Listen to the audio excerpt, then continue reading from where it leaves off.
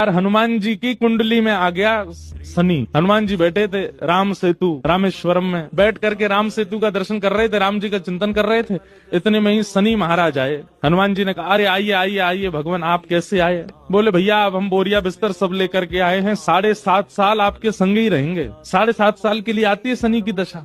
हनुमान जी बोले बहुत बढ़िया, बहुत दिन हो गए अकेले रहते रहते, बढ़िया एक कंपनी मिल जाएगी, आ जाओ। तो शनि महाराज बोले आपके कौन से अंग में विराजू मैं? बोले आपको जो बढ़िया लगता हो वहां बैठ जाओ। बोले ऊपर आप हमारे इसलिए नहीं आ सकते क्योंकि हमारा सर्वांगीण अंग राम से अंकित है, राम के ऊपर हम बैठने नहीं देंगे, हमारे इष्ट हैं वो। तो शनि बोले हम कहाँ बैठे? बोले एक काम करो, आप हमारी पूंछ पे बैठ जाओ, ये पूंछ खाली बैठी है, बढ़िया है, लहराते रहोगे पूरे दिन, बैठ जाओ। शनि की दशा हनुमान जी की पूंछ पे बैठ गई। हनुमान जी महाराज बोले मैं अपने नित्य क्रम कर सकता हूँ जो मैं रोज करता हूँ? बोले हाँ हाँ आप करिए। हनुमान जी गए महाराज पृथ्वी परिक्रमा करने, कभी पहाड़ों पर कूद जाएं, कभी समुद्र के भीतर चले जाएं, कभी आकाश में उड़ जाएं, कभी पाताल में चले जाएं, कभी आकाश में तीनों लोगों के दर्शन करके आ जाएं, साकेत प्रणाम करें, कभी अयोध्या पहुंच जाएं, फिर एक संगी हिमालय पे पहुंच जाएं, वहां जाकर के फिर कभी किसी ऋषि को प्रणाम करने चले जाएं। हनुमान जी टिकते कहाँ, वो तो घूमते ही रहते हैं। यत्र यत्र रघुनाथ कीर्तनम तत्र तत्र कृतमस्तकांजलिम। जहां जहां कथा होती है, ये बात लिख लीजिएगा, पूरे विश्व में जहां भी कथा होती है हनुमान जी एक क्षण के लिए सही आते हैं, सब जगह आते हैं। अब अपनी संध्या वंदन करके तीनों लोगों की परिक्रमा करके, पृथ्वी परिक्रमा करके, फिर हनुमान जी ने लिस्ट निकाली कहां कहां कथा चल रही, सारी कथाओं में गए एक एक सेकंड के लिए। इतनी उछल कूद और इतना ज्यादा एनवायरमेंट चेंज हुआ, व्यक्ति अगर एक मौसम से दूसरे मौसम में जाए तो जुकाम खांसी हो जाती है, क्या क्या। ये तो कभी तो चले जाते हैं 40 डिग्री सेल्सियस में, कभी -40 में पहुंच जाते हैं, कभी आकाश में चले जाते हैं, कभी रसातल में पाताल में पहुंच जाते हैं।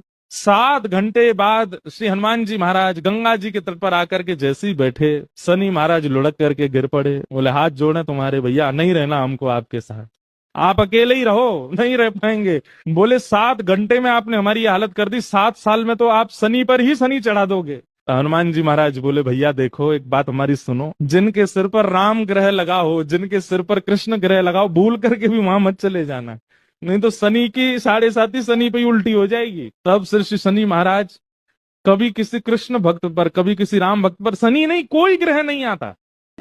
ठाकुर जी वो कील उसकी नाक की ले ली और सीधे गए उस ब्राह्मण की दुकान पर। देखो कितने उद्यमी है ठाकुर, और उसके दुकान पर जाके सीधा ले ले और इसके बदले अब ला पैसा दे मुझको, तू कह रहा था ना कुछ सामान दो उसके बदले पैसा मिलेगा, ये ले सोने की कील नाक की धर ले अपने पास, ला पैसा दे। ब्राह्मण देवता ने जैसी कील देखी, ये आपको कहाँ से मिली? बोले उससे तुझको क्या, तू तो पैसा दे, मेरी बेटी का ब्याह है और अब मैं तेरे से भीख नहीं मांग रहा हूँ, चीज रख के गिरवी तब ले रहा हूँ, ला दे। बेचारा फंस गया, वो क्या करे, वो कील उसने तिजोरी में अंदर रखी, ताला लगाया और उसका जो धन होता था वो धन ठाकुर जी को दिया। ठाकुर जी ने जेब में धरी, निकल गए वहां से। ब्राह्मण ने अपनी भुजा ऊपर करी, बोले इसको बताता हूँ, ये बहुत दानवीर बनती है अपने मन में, एक कील छोड़ी वो भी दान कर दी किसी को। अब यहाँ वो ब्राह्मण जा ही रहा था अपने घर, उससे पहले दुकान का जो मुनीम था ब्राह्मण देवता से पहले ही दौड़ के गया और जाके बोला मैया आज बचो आप। बोले क्यों, आपने कोई कील दी थी किसी को? बोले हाँ दी तो थी, एक ब्राह्मण के ब्याह के लिए दे दी थी। क्या हो गया?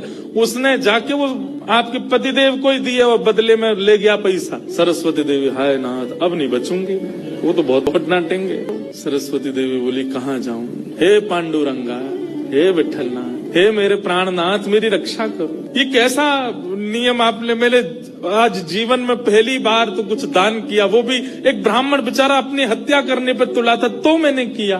ये कैसा आपने खेल किया ठाकुर जी, कैसे भी मेरे पति को रोको। लेकिन इतनी डरती थी अपने पति से, इतनी व्याकुल हो गई, तुरंत विष ले लिया। बोली कि मैं उनका क्रोध नहीं सह पाऊंगी, उससे अच्छा तो मैं प्राण त्याग दूं अपने। और श्री पांडुरंग भगवान विठल की सामने नेत्र सजल हैं, हाथ में विष का प्याला लेकर के बस देखती जा रही है। बोले नाथ मैंने किसी और उद्देश्य से नहीं किया, केवल एक ब्राह्मण की पुत्री का ब्याह हो जाए इसलिए किया, मेरे पति मुझे छोड़ेंगे नहीं, इससे अच्छा मैं प्राण ही त्याग रही हूँ। मुझे पता है शास्त्रों में प्राण आत्महत्या करना जघन्य अपराध है, पर मेरे पास और कोई उपचार नहीं। और जैसे ही अपने मुख से लगा करके विषपान करने लगी, इतने में ही ऊपर से वो नाक की कील आकर के उसके पात्र में ही गिरी और जैसी खन्न से आवाज हुई, नेत्र खोल करके देखा, भीतर अपने हाथ को डाल करके जैसे निकाला तो वही नाक की कील उसके हाथ।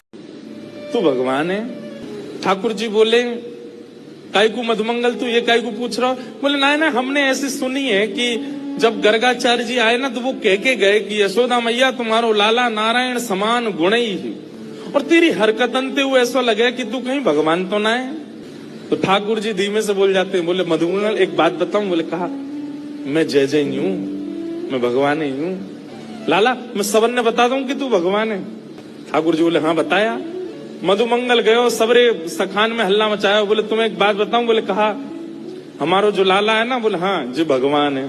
ये बात सुन के आधे तो हंसने लगे और आधे छड़ी लेकर के बोले दिखाइयो ने कहां तेरो भगवान। ठाकुर जी निकल के आए कुंज से, आज बड़ी अदा से निकल के आए, ए मधुमंगल सीताम प्रणाम करो, हम भगवान हैं। नहीं मानते, नहीं स्वीकार करते। एक दिन जागरण हुआ ब्रज में, जागरण कराया नंद बाबा ने। जागरण का मतलब है पूरी रात जग करके अपने इष्ट का स्मरण करना, वो जागरण है। रात भर जागरण चला। तो जागरण के काल में जैसे ही थोड़े ब्रह्म मुहूर्त का समय हुआ, तब घड़ी तो होती नहीं थी, अंदाजा लगाया तो नंद बाबा को लगी कि भाई ब्रह्म मुहूर्त है, क्यों मैं स्नान करवे जाऊं। तो जैसे ही नंद बाबा ने यमुना जी में प्रवेश किया, क्योंकि अब तो नहीं ऐसा होता पर नदियों में भी स्नान करने का समय होता है। ब्रह्म काल से पहले अगर आप नदी स्नान करते हैं तो वो देवताओं का समय होता है, उस समय देवता स्नान करने आते हैं, उस समय नहीं करना चाहिए। तो नंद बाबा देव काल में चले गए और जैसे ही नदी में स्नान करने पहुंचे तो गंधर्वजन इनको पकड़ के ले गए। जब नंद बाबा बहुत देर तक नहीं आए तो सबने जाके ठाकुर जी से कही, तो ठाकुर जी गए और ठाकुर जी ने यमुना जी में प्रवेश करके गंधर्व लोक में जाकर के नंद बाबा को वहां से छुड़ाया और वापस लेकर के आए।